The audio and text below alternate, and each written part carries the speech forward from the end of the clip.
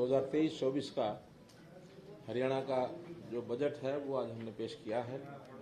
वित्त मंत्री के नाते ये चौथा बजट मैंने पेश किया है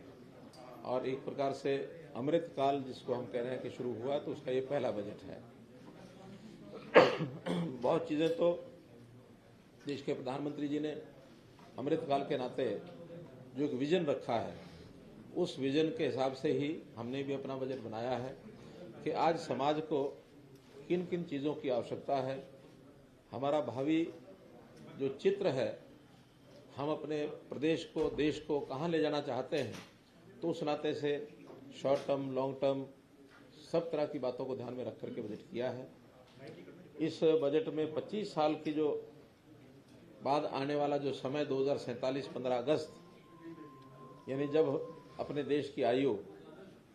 हम अपने आप को देश मान लें तो हमारी आयु 100 साल की हो जाएगी। तो 100 साल देश की आज़ादी के बाद देश कैसा हो, इसकी नींव अभी से सभी प्रदेश और देश को रख रहा है। उसमें मोटे रूप से हमने जो आज के इस बजट में कहा जा सकता है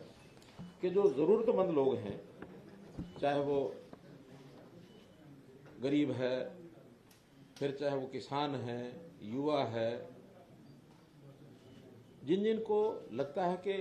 एक रेगुलर वे में सहायता की भी आवश्यकता है, उसको आगे बढ़ने की आवश्यकता है, पैरों पर खड़े होने की आवश्यकता है, उस सारे हिसाब से हमने बनाया है। और विशेष तौर पर एक जो योजना हमने बनाई कि देश के यानी प्रदेश के सभी परिवारों की चिंता, सभी नागरिकों की चिंता हम किसी न किसी रूप में करें। परिवार से आगे अगर नागरिक इकाई हम देखते हैं तो आज 2,85,00,000 हमारी नागरिकों की एज पर पीपीपी,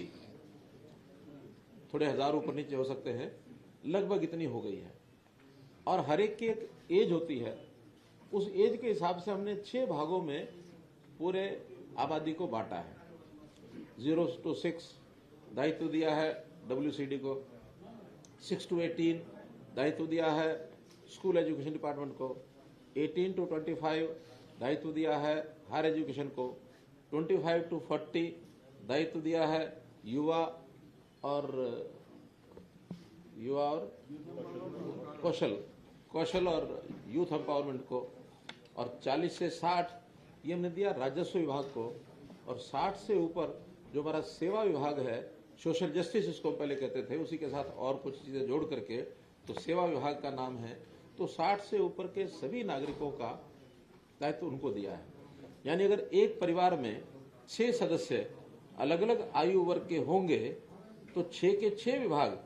उस परिवार में जाएंगे। एक 6 साल से कम का है, दूसरा 6 से 18 का है, तीसरा 18 से 25 का है, चौथा सदस्य 25 से 40 का है, पांचवा 40 से 60 का है और छठा 60 से ऊपर का है। तो हर एक विभाग उस परिवार के साथ जुड़ जाएगा, एक एक सदस्य के कारण से जुड़ेगा,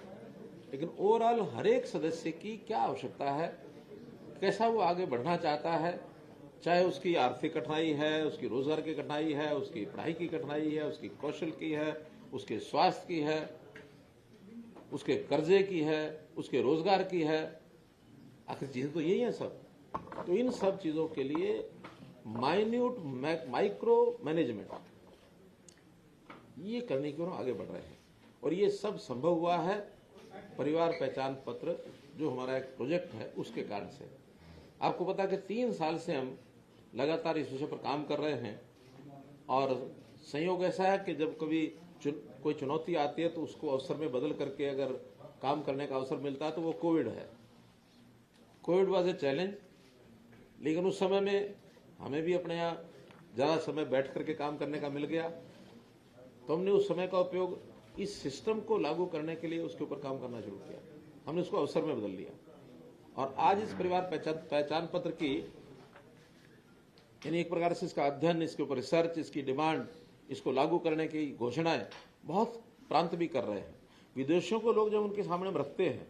क्योंकि हम अपने प्रदेश की कोई बातें बताते हैं तो उसमें बाकी बातों के साथ ये भी रखते हैं, हम उद्योग की बात भी रखते हैं, हमारे टूरिज्म की बात भी रखते हैं, हमारा सिस्टम जो है कुछ देशों के लिए तो अपनी डेमोक्रेसी का भी सिस्टम रखते हैं। चाइना के लोगों को एक बार मैं मिला, मैंने कहा हमारे यहाँ एक ही महीने में कुछ दिनों के अंतर के बाद पंचायतों के चुनाव हुए, 70,000 लोगों का चुनाव, 70,000 लोगों का चुनाव एक साथ। मैंने कहा हाँ। तो वो बड़ा हैरान कि यहाँ 70,000 और शांतिपूर्वक हो गया, कहीं कोई वाद नहीं हुए, कुछ नहीं, छोटी मोटी बातें कहीं होती होती है, अन्यथा सब चुनाव। तो ऐसे सिस्टम जब रखते हैं, वहां परिवार पहचान पत्र की बात भी रखते हैं। वो कहते हैं ये क्या है, जब उनको बताते हैं तब उनको समझ में आता है इट इज यूनिक आइडिया। अभी खोज कर रहे हैं लोग, ये आइडिया है किसका, बहुत लोगों से पूछते हैं, उत्तर किसी को मिलता नहीं है। नमस्कार, मैं हूं मानक गुप्ता। अगर आपको हमारा ये वीडियो पसंद आया हो तो इसे लाइक और शेयर जरूर करें, और हाँ, हमें सब्सक्राइब और फॉलो करना ना भूलें ताकि आप देश और दुनिया की कोई खबर मिस ना करें। तो जुड़े रहिए हमारे साथ और देखते रहिए न्यूज़ 24।